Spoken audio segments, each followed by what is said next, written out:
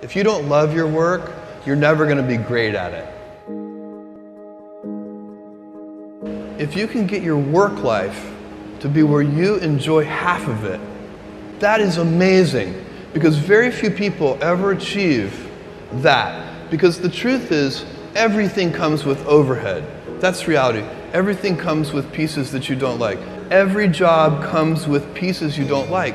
And we need to say, that's part of it. You have to figure out how to set up your life in such a way that you can minimize the things. And I find people don't dislike hard work.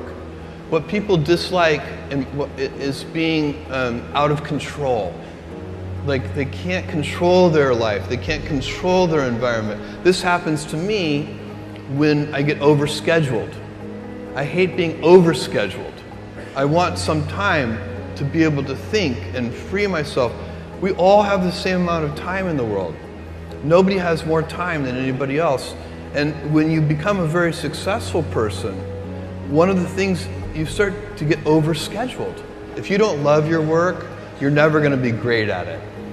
The other thing I would suggest to any young person, even before they start their career, is to really think about their choices.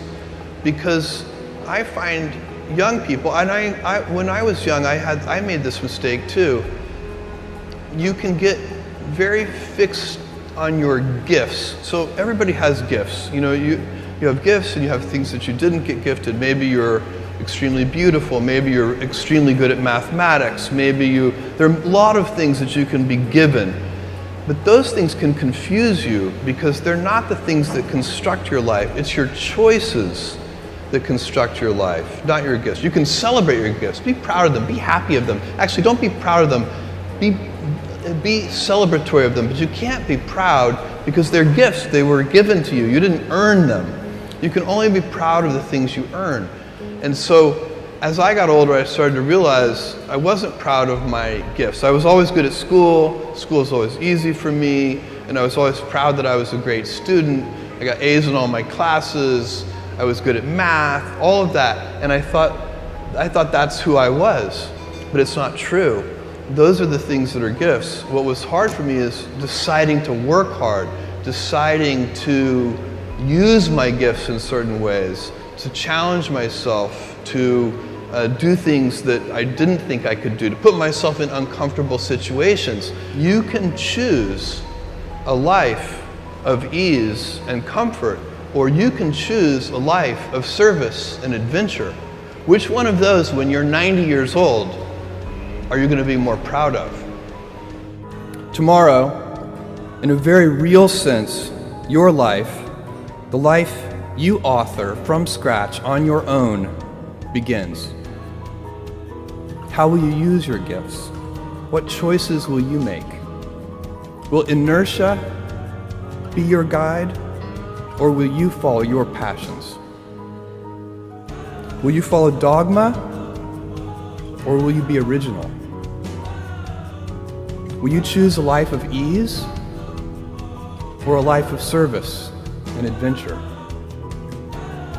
Will you wilt under criticism, or will you follow your convictions?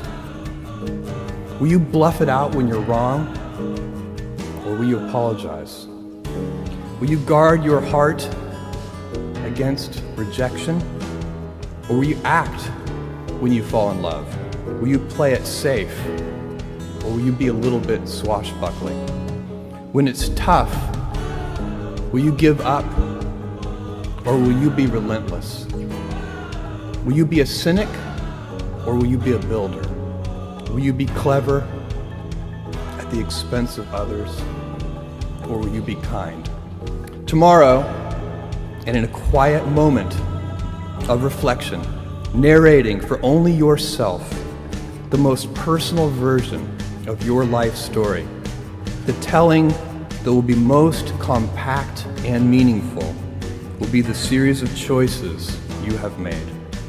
In the end, we are our choices. Build yourself a great story.